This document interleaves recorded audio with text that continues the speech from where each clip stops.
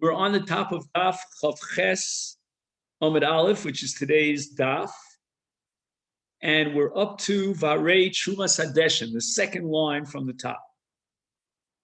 The Gemara now argues that in the case of Trumas Hadeshen, we consider it what's called an avoda tama, and it's a complete avoda, and it's not going to be proceeded afterwards by a second avoda. It's complete unto itself. And the Gemara is bothered by this because although Trumas Hadeshen means you take off some of the deshen, but there's still plenty of afer, plenty of ashes left on the Mizbeach. And that's going to require what's called Hotzas Hadeshen. How then can we classify Trumas Hadeshen as an avoda tama when subsequent to the Trumas Hadeshen we're going to require Hotzas Hadeshen? So Trumas Hadeshen is really just the kickoff. It's the first part of the procedure. So the Gemara says, Tchilas avoda diyamamehi. That Trumas Hadeshen, in fact, is an independent entity. Hotzas Hadeshen means that when it becomes impossible to continue working on the Mizbeach because it's just an overload of ashes, whenever that occasion arises, we will require Hotzas Hadeshen. But Trumas Hadeshen is an absolute requirement on a daily basis, without any exception. At the beginning of the day, it's actually technically at night, but it belongs to the day. And the Gemara is going to prove now that Trumas Hadeshen is an avoda that belongs to the day. And therefore, if a zar were to implement that avoda of Trumas Hadeshen, he'd be chayav misa b'dei shamayim.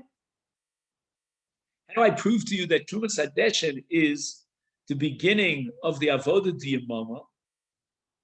Yom Rabbi Yochanan, kidesh yadav l'Trumas Hadeshen l'machar enu tzarich l'kadesh shekvar kiddush mitchilas avoda.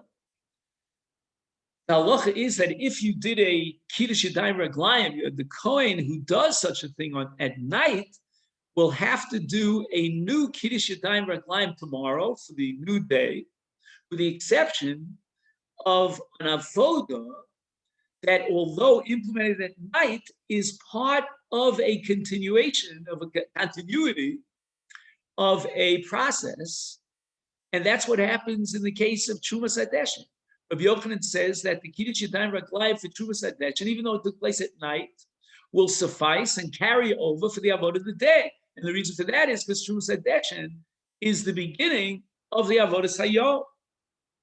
Hence, we really understand very well why, even according to Reb Zera, who seems to assume that only an avodas yom generates a chiyuv misa b'dei shamayim in the case of a zar, that's going to apply to Trumas Hadeshen, because Trumas Hadeshen, we said, is fundamentally an avodas yom.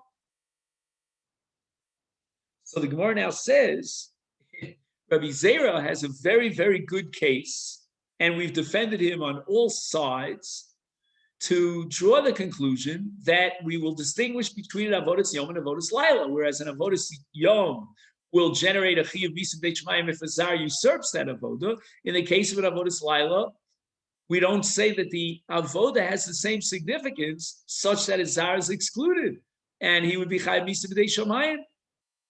So now we're stuck with understanding Reb Yochanan, because Reb Yochanan was the one who generated all this dissension and all these objections on the part of Reb Zera.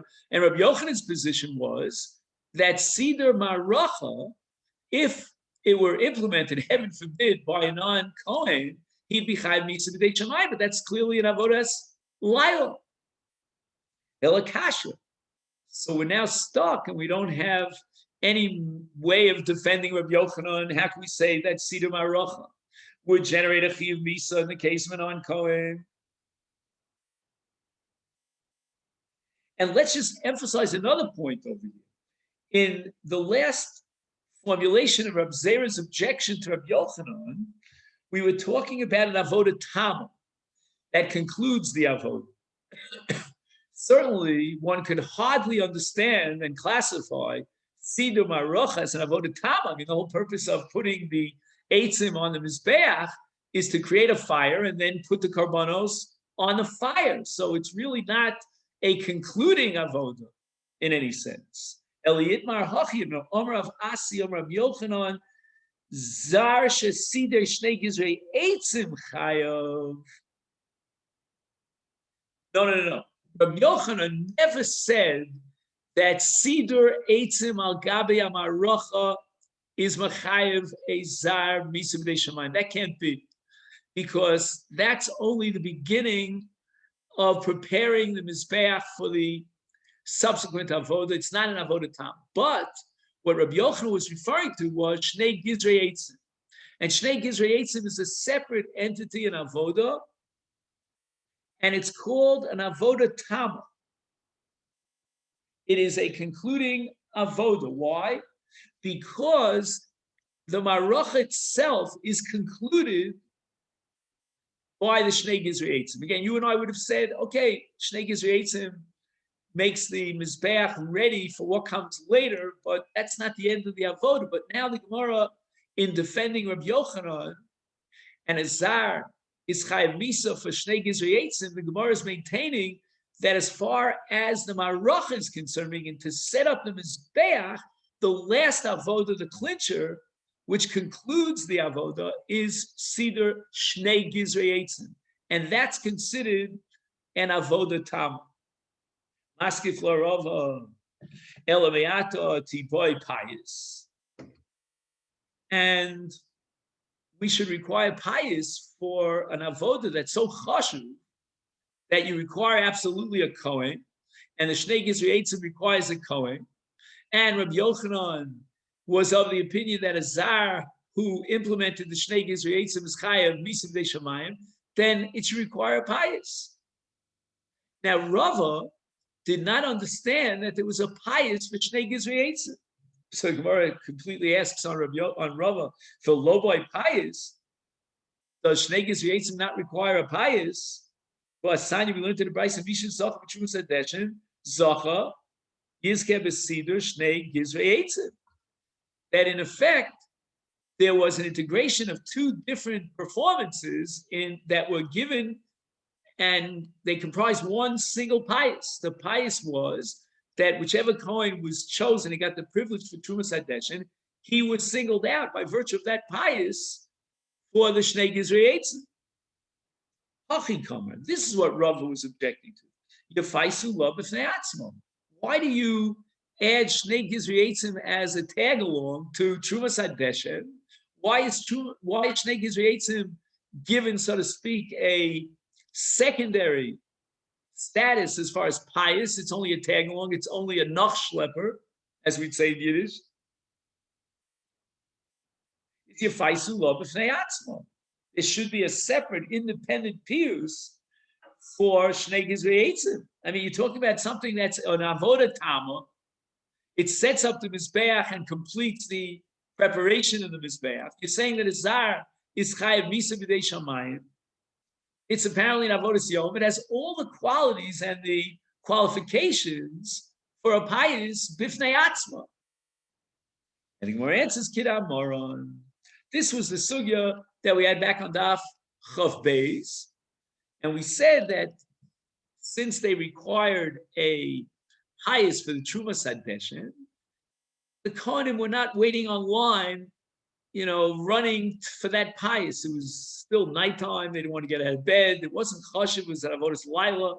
So we had to beef up and make it more attractive to come and show up for the pious in the Trumas Hadeshin. So we added the Shnei Gizrei Eitzim into that. But really, Shnei Gizrei Eitzim in and of themselves should generate a pious, but in order to beef up and make it more attractive for the Trumas Hadeshin pious, they added it to the Trumas Hadeshin.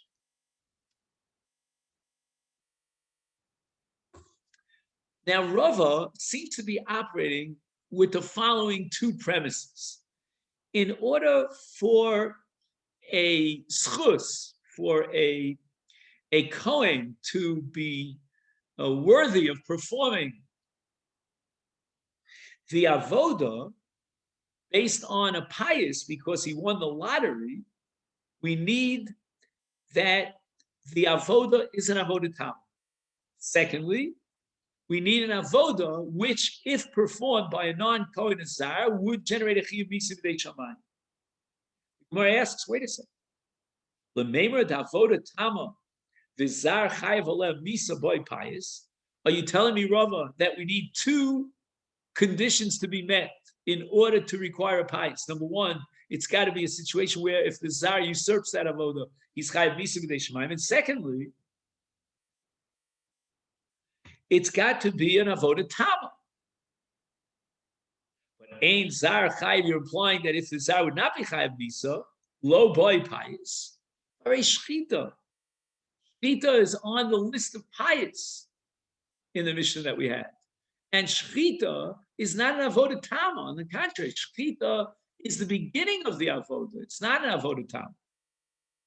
But more than that, you're telling me, Rava, that if a Zar would implement that avoda chayav misa, then it deserves a pious. Well, guess what? Shchita is ksher of the Zar. So you can't tell me there should be a pious. Gemara answers, Shainei Shchita, and we've seen this far in the past, it's Chilas Avoda di Yoma. The significance of Shchita, and why do we upgrade it to the status of a pious requiring a lottery, is because it begins the Avoda that will culminate with Zrika. Now the Gemara says, wait a minute, but Rava said that in order to generate a pious, it's got to be an avoda tama. But maybe an avoda tama boy pious, avoda sheyeshach avoda lo boy pious. In the case of evarim updarim, we know that it requires a pious. It's listed explicitly in the Mishnah, and yet it is not an avoda tama. Now, why does Gemara assume that it's not an avoda tama? The answer is that after you burn the evarim updarim, then you create the ashes. And we need Trumas Hadeshen. So the Trumas Hadeshen is going to be the next stage, the concluding stage of the avodah that began with Aktor of the Evarim Updarim. So if it's not avodah tama, why does it deserve a pious? And the Gemara answers to defend Rava, Sof avodah diyamamahi, that the Evarim Updarim should not be seen as a preparatory stage, anticipating a subsequent avoda, in this case, Trumas Hadesh, but rather it's a completion of the avoda sakarban of yesterday. And if we had enough time, we would have done Aktora Sevarim Updarim yesterday, before nightfall. In event that it spilled over and there wasn't enough time during the day, let's say it was an afternoon karman, so the Beis Hamikdash, sort of slowed down with nightfall, then we do the Haktorah Evarim Updarim even at night. But in principle, the Evarim Updarim belong to the carbon of the day. And therefore, insofar as it belongs to the Avodah of the day, it's an Avodah Tama, it's a concluding Avodah. So the Gemara asks, Ari Trumas Hadeshen. Now we said that Trumas Hadeshen requires a pious, and it would seem that Trumas Hadeshen is not an avoda tama. And even though, again, this was an absolute requirement every single day, there was a mitzvah of Trumas Hadeshen. However, the Gemara says that sometimes, not always, there was Hotzas Hadeshen after the Trumas Hadeshen. And the Gemara now maintains that if the Gemara's got a sort of two polar opposites, or black and white, there's no room for anything in the middle. If it's an avodah tama, the Gemara thinks it has to be an avodah tama absolutely in every single situation, every scenario. The other way of saying it is that, generally speaking, it's an avodah tama. That's true about Trumas Hadeshen, but there are situations in which Trumas Hadeshen is not an avodah tama. And that means that we have to take out the balance of the Afer, of the Deshen, in a case where there's a backlog of Afer. Gemara answers Mishum Ma'aser Shaya, Enoch Hinam. According to Rava's logic, Shuvas Hadesha would not qualify as an avodah tama. Hence, it would not be subject to pious. The only reason we require pious is because of the danger of one Kohen pushing the other Kohen off the ramp. Amar Mar Sutra, Ve'itema, Rav Ashi, Afanan Nami Tnina. We're going to support Rabbi Yochanan with a Mishnah. And the Mishnah says, Amar Lahem HaMemuna Tse'u Ureu Imigia Zman Hashchita. We see that the morning sun has generated a light on the eastern horizon, and now it's time for the shechita of the tamid of korban tamid. It's day. Got to wake up the kohanim and make sure we're ready for service. But Iluz man seder gizrei eitzim lo ketani.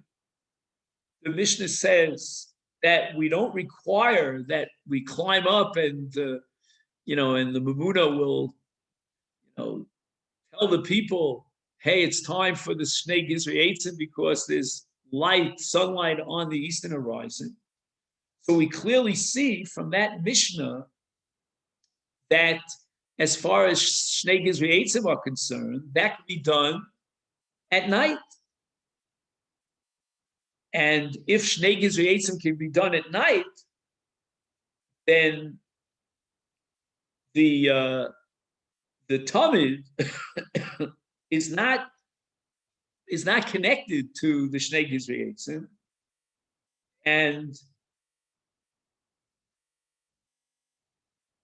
and here we have a chiddush here of one of the achronim, the Chukas Hayam. He says the following, that Shnei Gizrei Eitzim is an avodas laila. That's why we didn't have to set up the Mamuna to notify them that it's time for Shnei Gizrei Eitzim. And when we talk about setting up the tamid, which is going to happen during the day, that's not a continuation of the Shnei Gizrei Eitzim. Just 1 second. No. Let me just get this straight.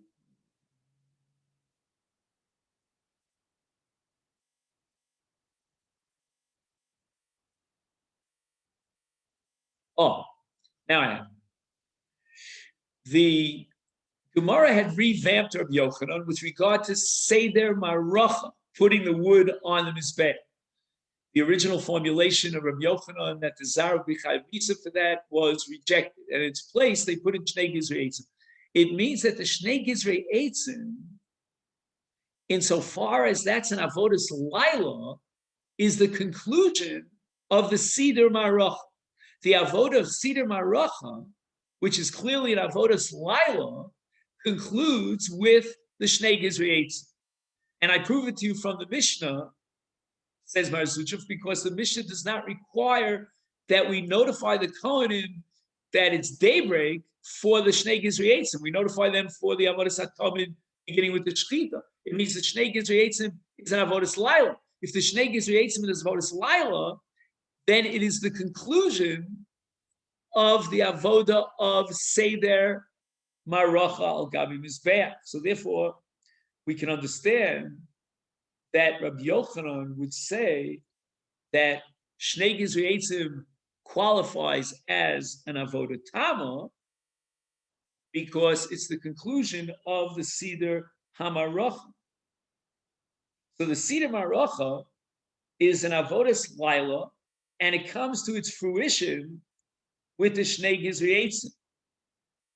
And then, when we set up the Mizbeach, that's already a new Avodah. Again, the point here of the Gemara is to prove from that Mishnah that Shnei Gizrei Eitzim is an Avodah Tama. And again, that's Rabbi Yochanan's opinion. The Gemara says, you know what, Mar Zutra, I'm not going to accept your raya. Hach de lesle takanta ketani, hach de isle takanta lo ketani. The reason why we require notifying the Kohanim that it's daylight is because even in the worst case scenario, if they set up the Shnei Gizri at night, all they have to do is remove them from the Mizbeach and put them back onto the Mizbeach with daybreak. But in the case, so that's called Hachta Islay Takata, and therefore the Mishnah is not going to require a notifying the Kohen. But again, you have no proof that Shnei Gizri Eitzim is an Avodah Tama.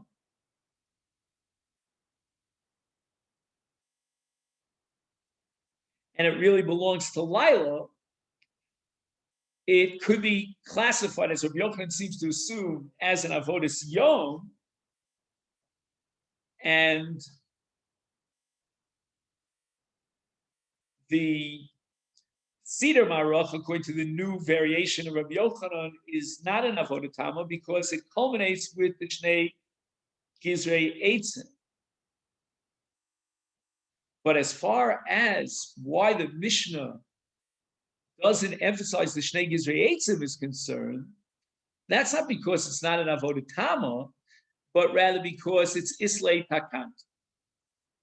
And in the worst case scenario, if they implemented the Shnei Gizrei Eitzim before Yom, that's replaceable, or shall we say, can be rectified simply by putting the Shnei Gizrei Eitzim back on the Mizbeach after day. Adjon Alecha, Perek Barishona. And now we're going to begin the third parak of Yoma, Be'ez Hashem. The Mishnah says, and a lot of this we've seen already, Omer lehem ha-memuna, the memuna notifies all the Kohanim that we have to figure out if it's time for the Shechita. And is it time for the Shechita?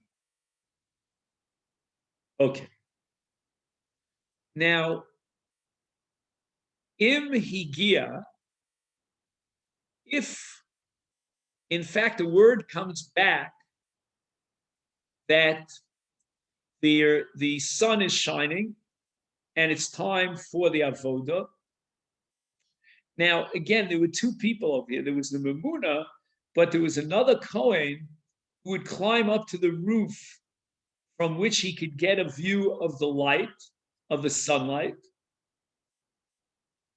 And he would notify the Memuna that it's time for the day's avoda, meaning to begin with the shechita.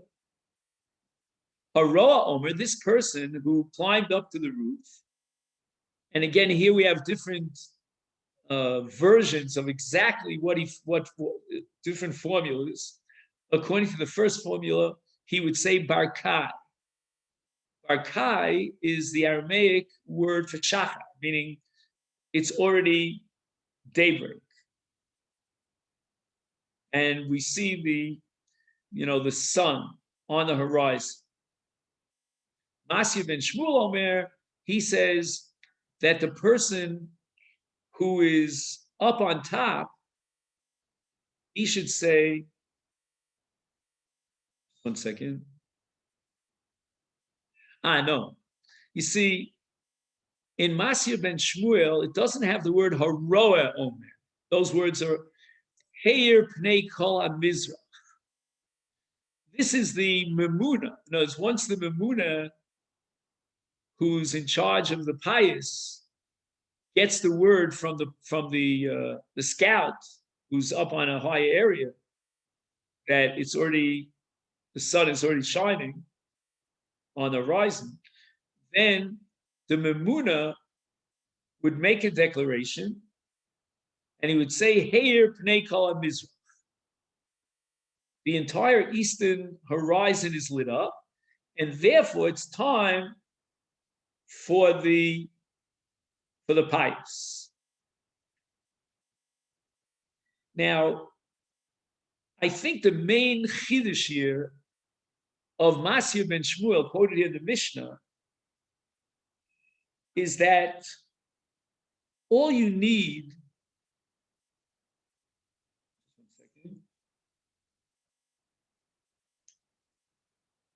See, according to the previous Gemara, the previous opinion mentioned in the Mishnah, the Roa just says the word Barkai.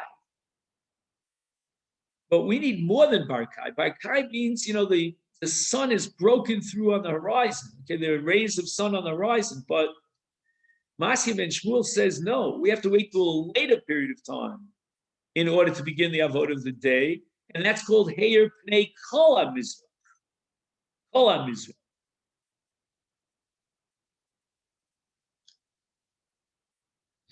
Now the Gemara has an even later period of time, and that is Ad Shebechevron. From this high spot, I can see that the sun is shining all the way to Chevron, which is on the east. Hu Omer Hain. Now, this doesn't make any sense. Hu Omer Hain. Who's saying Hain? That's going to be the Sugi. And furthermore, the Mishnah itself asks a question on itself. What's the whole purpose of this exercise in which we need someone to make this declaration of Heir Pnei HaMizrach Ad Shebechevron? That should be obvious to everyone. You're not talking about, the sun just breaking through on the horizon. So why go through this whole? It's obvious that it's daylight. And the Mishnah answers, there's one case in which they mistakenly identified the light of the moon as if it was the light of the sun, the Dimu Sheheir Mizrach, and apparently it was a very beautiful moon, well lit moon, and they went in and they shechted the carbon thinking that it was daylight. Shachtu Asatamid, and then Hotziu Lebeis Asreifa. If the shechita took place before daybreak, then it's possible. The carbon is possible. Take it out to be burned. Fine. Now we're going back to the avoda of the Kohen Gadol on Yom Kippurim. Oridu Kohen Gadol Lebeis Hatfilah.